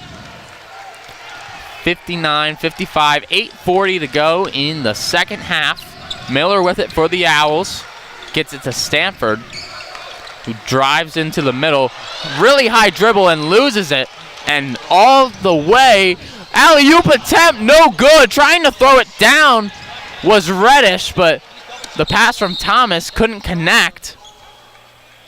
They got timeout. And then, yeah, Thomas was caught in the corner. He was double-teamed. It looked like it could have been a jump ball, but it looks like Albany took a timeout instead. On that turnover from Zion Stanford, he was trying to do what he's been doing all night to Sebastian Thomas, trying to post him down in the paint, but Thomas did a good job that time holding his ground and staying upright, and that's why, Jake, you mentioned high dribbles from Zion, tried to get them lower and lower, but because he couldn't get his body into the paint, it was just not working. Yeah, Temple, they've been a little bit sloppy with the ball lately. I mean, they had 7 turnovers just 3 minutes ago, and then they've added 3 more to that total in the past 3 minutes. That's not exactly the rate you want to see is in a 40-minute ball game. That's 40 turnovers. Yeah, it's definitely not something that you kind of want to consistently do, especially once conference play approaches. And Temple still has about a month until they tip off for conference play. But yeah, like those are stuff that you want to clean up, especially as a new basketball team. All these guys really coming from all different areas, from different schools last year and whatnot. So it's something that you really want to clean up. Yeah, and speaking of a month away from conference play, they're going to be a month away from their next home game. Yeah. The home game against Bloomsburg was their last one of the calendar year. They won't play again until mid to late January. Yeah, for their first home conference game. Yeah, the first home conference game. Their first conference game is actually on the road as well. After this neutral site game in Brooklyn, which they're 0-1 at neutral site games. They lost, of course, in the Big 5 championship at the Wells Fargo Center to St. Joe's, but they're 0-1 so far, trying to make it 1-1. That would be huge as they're going to another neutral site matchup. They're heading down to Hawaii. Boy, am I jealous because I wish I was traveling with the team, but they'll be a little bit more busy than hanging out on the beach. They'll be playing in that Hawaiian tournament and play a couple of games over there. And then when they come back in 2024, can't believe we're almost at 2024 already, but almost there. We'll be close to conference play as both teams start to come back out of their huddles. So just to recap the last possession, Thomas was stuck in the corner. Albany ended up taking a timeout, so Albany has it underneath the Temple basket. Thomas trying to check in. He was close to 5 seconds, but he does get it in. That one to Marshall. Guarded by Riley. He'll kick it over to Thomas on the left wing. Trying to free Bertram open, their three-point shooter. He falls, but he passes over to Thomas first. Short on the three. Thomas knew right away as he ran in, but Temple gets the rebound. Yeah, he knew right away, as you mentioned. Right after the ball went out of his hand, he ran up for the rebound, but there were two owls right there. Miller into Hoffman. Hoffman, sloppy pass. Tried to get it to Jordan Riley, but right into the hands of Marshall. But Marshall goes up with the shot. Looked like he got swatted by Settle, but it's going to be a foul. We'll see who they call it on. Yeah, I'm not sure if Hoffman just didn't see Amari Marshall on the offensive end for Temple because he was trying to hit Jordan Riley, passed it right to where he would have gotten it if Amari Marshall wasn't standing there, but he was right there. Yeah, so with the foul, that will send Amari Marshall to the line. Marshall, no free throws yet on the day. This will be his first attempt. He's a 77% shooter, but he misses the first. 59-55 stays the score. 7:45 remaining. Stanford, he checked out for very quickly, but he's going to come in for Piccarelli, who also was in for very quickly. Yeah, Piccarelli's been very inefficient tonight. Yeah, averaging about 13 points per game. As the second free throw is also missed from the 77% shooter. So 59-55 stays the score. But Piccarelli, he's been averaging 13 points per game this season. He's at 0 and hasn't really played. Jordan Riley all the way to the rim, and he gets the foul call a little bit late, but he got sent to the floor hard. Ended up hitting his head on the stanchion, but luckily it's padded for him. Yeah, that's the second time that Riley has hit the deck hard. And yeah, like you said, a little bit of a late whistle, maybe something in that situation where the ref would have let it go if it went in, and if it missed, he called the foul. Yeah, Beagle wasn't too happy with the foul call as Riley goes back to the line. He makes the first. He's 5 for 5 from the line now. He's up to 14 points on the night. Riley had led the team in scoring last game against Bloomsburg with 16. He's at 15 tonight. Yeah, and he's been good in late games as well ever since the hand injury to Jalil White in second half, along with Zion Stanford, including triple overtime games. He's been averaging more than 8 points per game. Stanford on defense. And the missed dunk there, the pass from Thomas, the dunk attempt from Reddish, just hitting the back of the rim. Tried to slam it a little too hard, and Temple comes up with it. Yeah, and that's the second time tonight that the Great Danes have missed points off of dunks, and that's 4 points. And in what is now an 8-point game, that's very crucial. Yes, Stanford with the right scoop layup, he's up to 14 points and 5 rebounds, making it an 8-point game.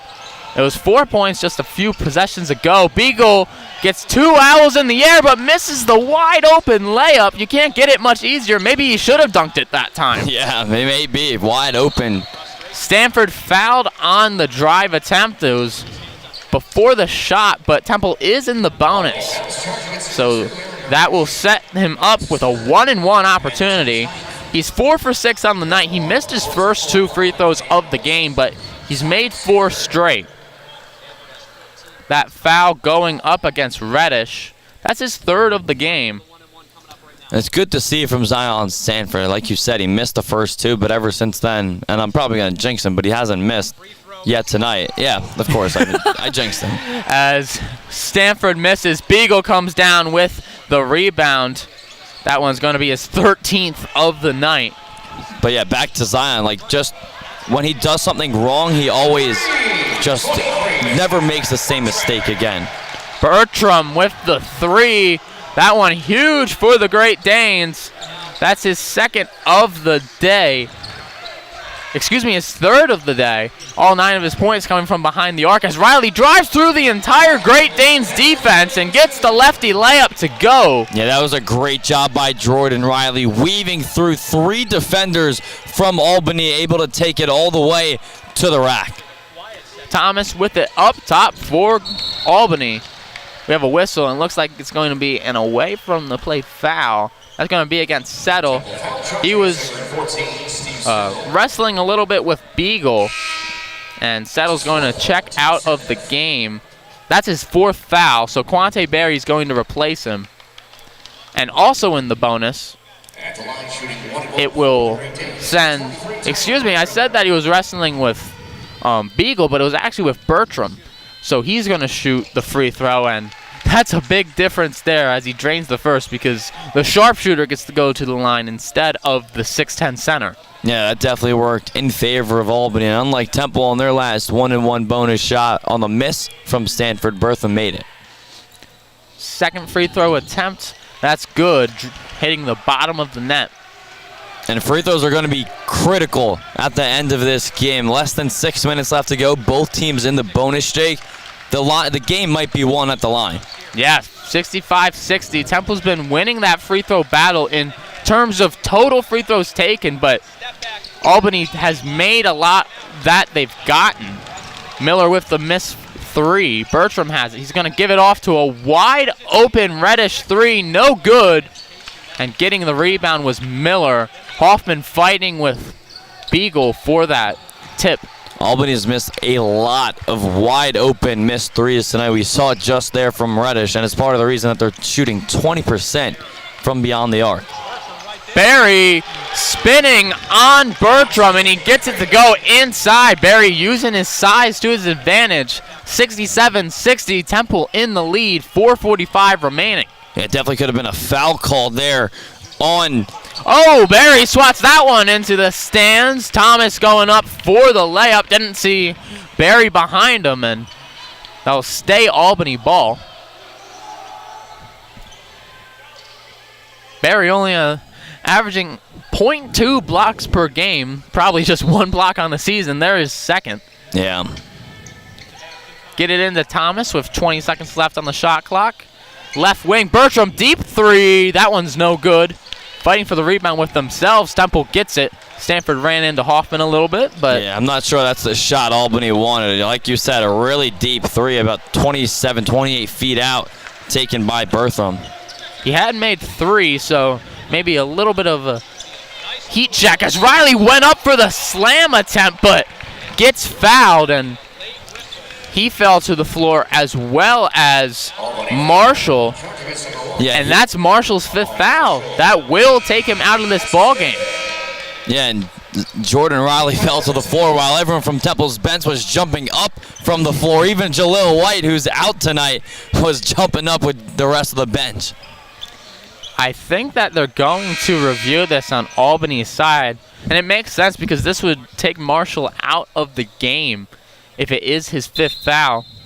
Marshall not having his best game offensively, but he's the second leading scorer on this team. He's barely behind Thomas. I feel like we've said Thomas's name a lot, but he also averages 16 points per game.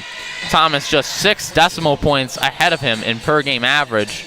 Yeah, Temple's done a good job on the defensive end. Just all guys off the ball have been very aggressive on helping out, and that's why we've seen a bunch of steals tonight from Temple tonight. Yeah. So Jordan Riley to the line, coming in for Marshall, who does foul out of this game. He finishes with 6 points, 4 assists, 2 rebounds. Coming in from him is Little. Riley missing the first one, hitting front rim on that. Just a thud on that front rim. He does get a second because it was on the shot. Yep, this game is going to come down to free throws most likely at the end. He drains the second, however, so 8-point game. Temple stays in the lead. 4:15 remaining. Even as close as Albany has cut the lead at certain points in this game, Temple still has never let them take the lead after they got it back in the first half. Almost a travel there by Thomas. He jumped up in the air, but found someone to pass the ball to. Bertram driving in on the left side. He's going to go into the body of Hoffman. Looks like that's a foul on the shot attempt. He's grabbing his face, but that's going to bring us to a timeout. Temple in the lead, 68-60 on the other side. We'll see 2 free throws from Tyler Bertram when we come back.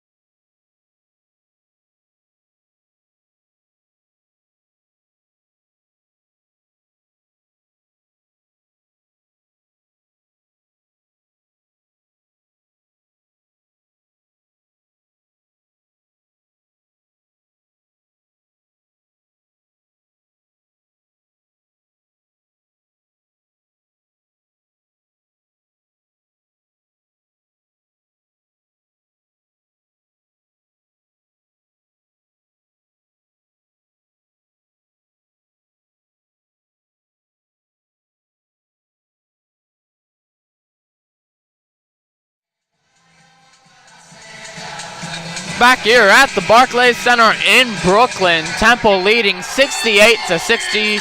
Just under 4 minutes to go in this one.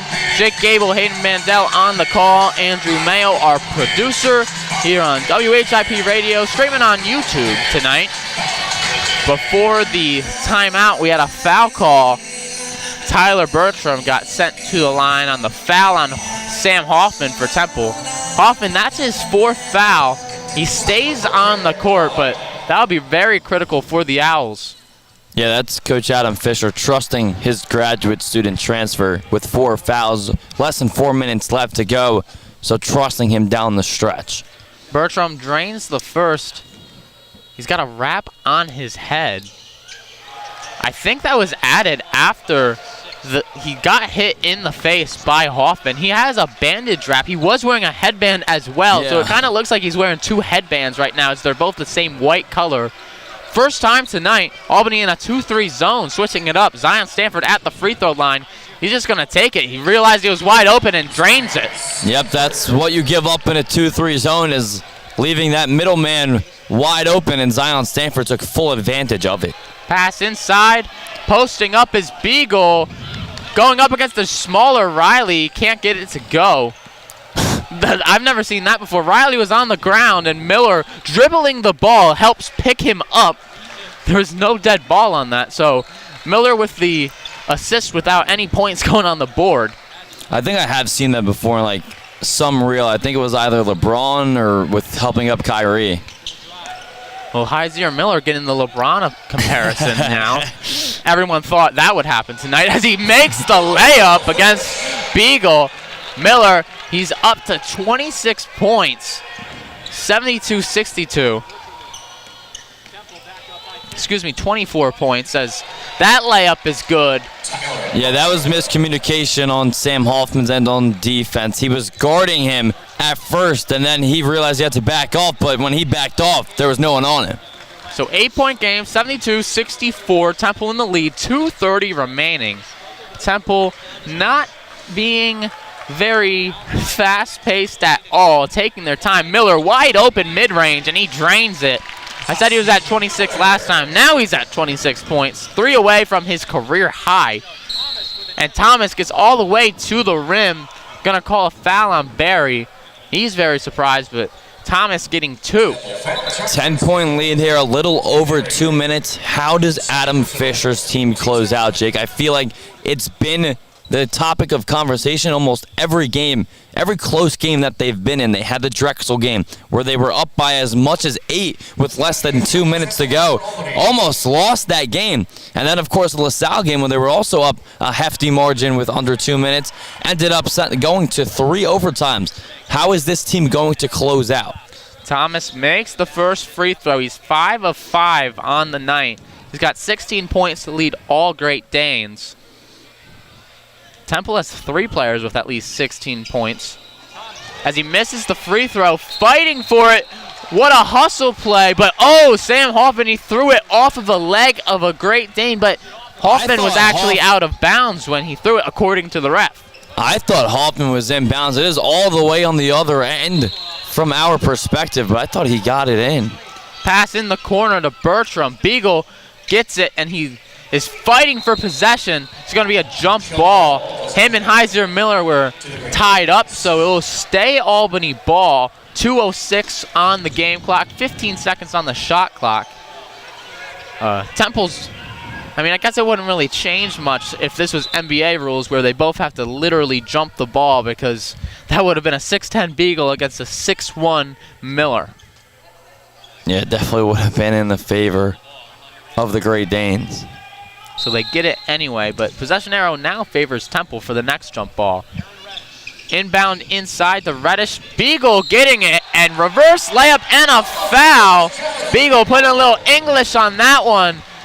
Gets the layup to go, and an and one opportunity. Yeah, you cannot do that if you're Zion Stanford. To allow that to happen, it's going to turn into a 4-point possession. If Beagle is able to capitalize on the free throw, you cannot do that. Like we said, in late game situations, it feels like Temple always at the end of games is just trying to make the game interesting when you just want to walk out with a W. Beagle's free throw is good.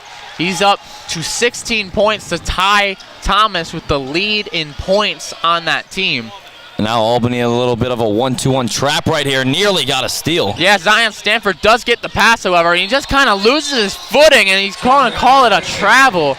There's an argument for it to be a foul, but it looked like he kind of started to brace himself for contact and just got tripped up there on his own feet. And I know Adam Fisher does not like to call a lot of timeouts during games, but I feel like if Albany gets another bucket here, it's time to do so. Yeah, Albany with it. 16 turnovers by the Great Danes, 12 by the Owls. 1:45 remaining, and there's another turnover from the Great Danes. We just mentioned it. Their 17th of the night. That one going off of Little. Yeah, Namir Little just was not expecting that pass to come, and he was basically saying that. He said, we have to talk more from Albany's side, and it's going to cause Coach Killings to call a timeout. 74-68, 1:45 remaining in the second half. We're going to stay with you here. Picarelli has been on the floor for these past couple of minutes. Quante Berry has gotten a lot of time. Steve Settle hasn't really touched the floor that much. Surprising, being one of the taller players on Temple.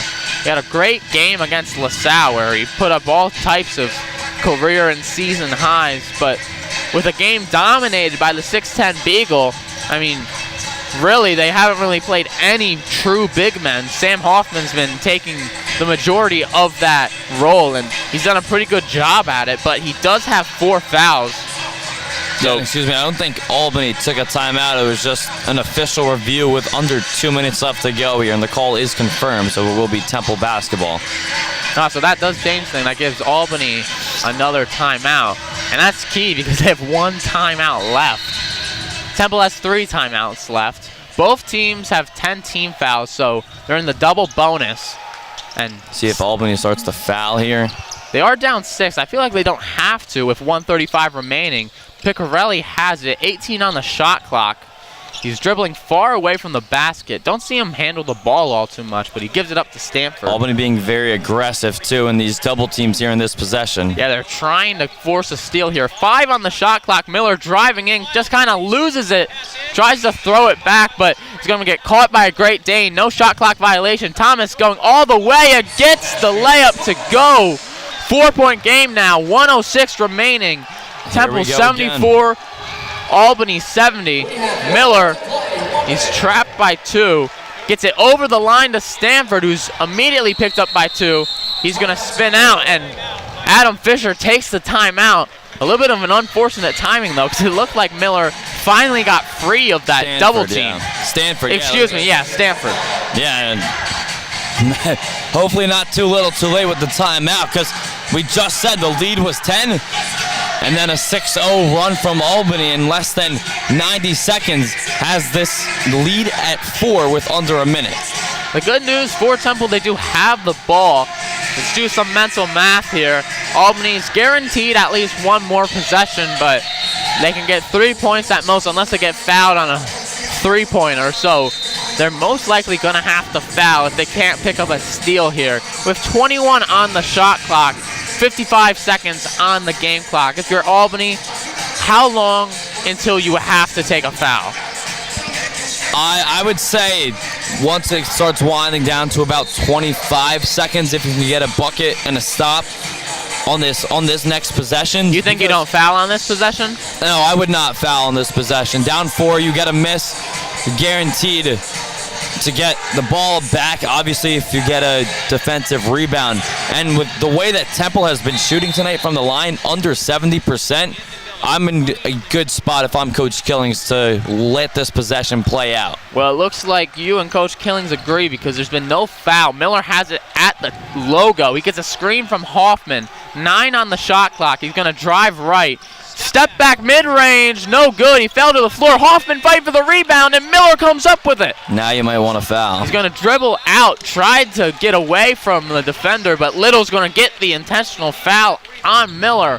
Now send Isier Miller to the line. Both teams in the double bonus, so that'll get 2 free throws for Miller.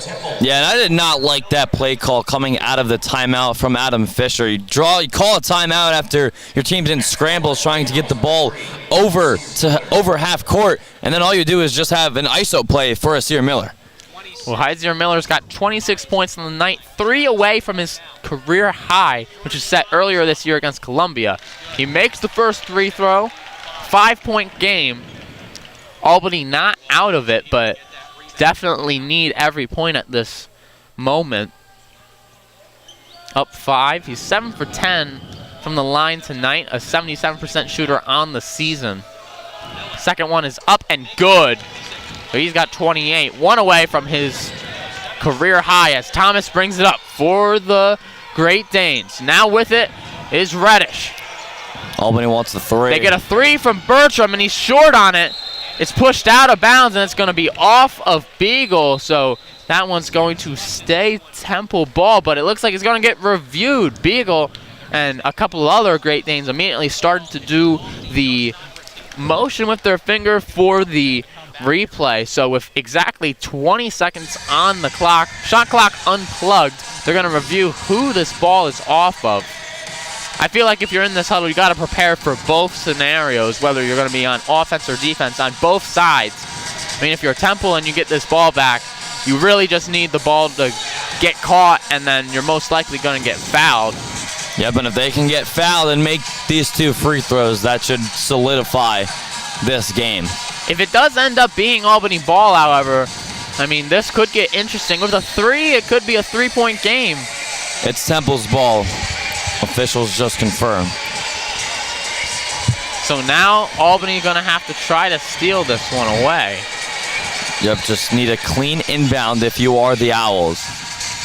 Albany has 4 in the backcourt. Beagle going all the way back to underneath his own rim, but now he's going to sprint forward, noticing that the rest of his team was not on that side of the court. Matteo Piccarelli inbounding for Temple. Miller gets it. He's going to give it back to Piccarelli. Surprised they're not fouling here. He gets past half court, and there you have it, Hayden. He gets fouled by Bertram, sending Piccarelli to the floor. He's got 0 points on the night, but he hasn't been to the free throw line so far. 3 missed field goals, 2 missed threes, but potentially his first points of the night coming from the foul line. Yeah, and Albany let about 5.5 seconds roll off that clock before they fouled Piccarelli at half court. Never really had any double team well suited. And he drains the first one. I don't know if you could hear that on the broadcast, but that was one of the loudest switches I've ever heard. That was nothing but net. Piccarelli leads the team in free throw percentage at 87%. Also leads the team in free throws made, but Miller probably passed him tonight as he misses the second. 7-point game, 12 seconds left. Quick 3 from Albany, and that's good. That 3 made by Reddish, so it's a 4-point game. 8.9 seconds left on the clock. Excuse me, I said that it was a Reddish 3. That was Little making the 3. If that's just the second 3 hit tonight from Albany, that was not from Bertram. So, and they needed that one with under 10 seconds left to go in this game. Keeps them a little bit in it for now. Still a 4-point game, though, so if you're Temple, all you really got to do is get the ball in and get past half court. Yep, there's not a lot of time left for Albany to do anything. If you're Temple, you don't even really need to get past half court because it's an 8-second violation. If you end up turning it over that, they get 1.9 seconds to try to score 4 points, which is impossible without a foul. Yeah, so they definitely do not. They can just hold the ball. And Albany is going to just foul immediately right away. I would not, if I was Coach Killings, would not draw anything up to try and get a steal. I'd just immediately foul. We'll see who Temple draws the inbounds play for.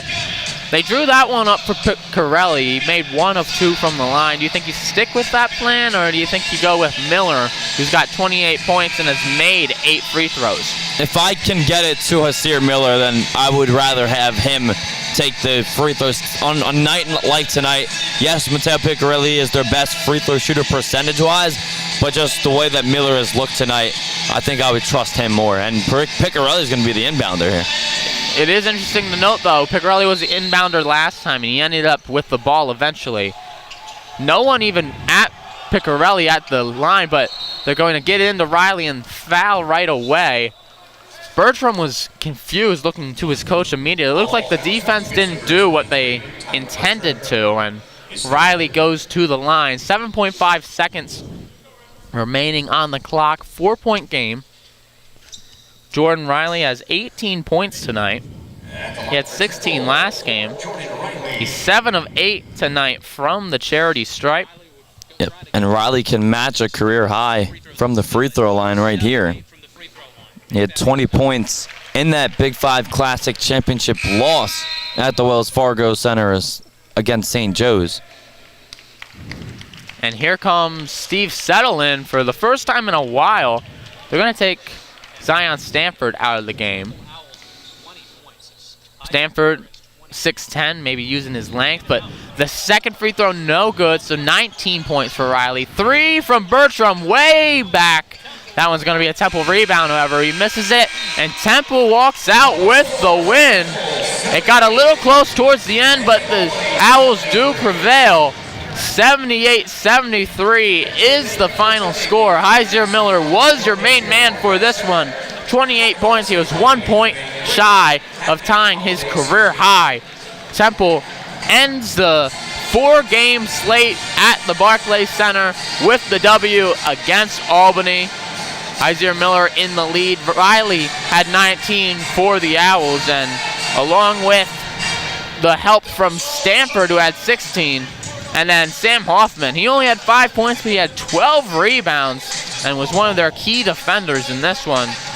Some stat leaders for Albany. Leading the team in scoring was Thomas. He had 18 points. Beagle had 16 points and 15 rebounds.